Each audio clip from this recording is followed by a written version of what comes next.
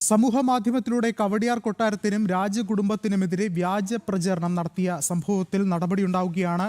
തിരുവനന്തപുരം സ്വദേശി ഗൗതമിനെ പോലീസ് ഇപ്പോൾ അറസ്റ്റ് ചെയ്തിരിക്കുന്നു. മൊബൈൽ ഫോണും ലാപ്ടോപ്പും പോലീസ് പിടിച്ചെടുത്തു. കൂടുതൽ വിവരങ്ങളുമായി കെ ബി ശ്യാം പ്രസാദ് ചേർന്നുണ്ട്. ശ്യാം പ്രസാദ്, എന്താണ് ഇതിന് പിന്നിലെ മറ്റു വിവരങ്ങൾ?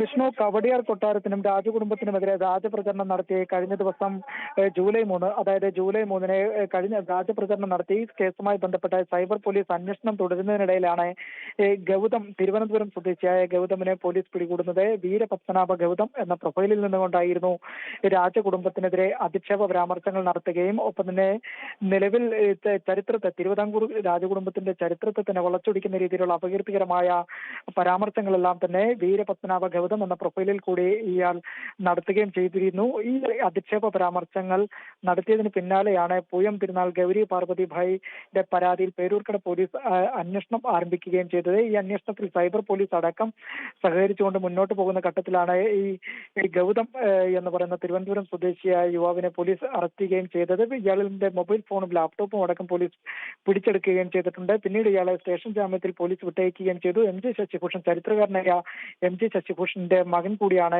ഗൗതം.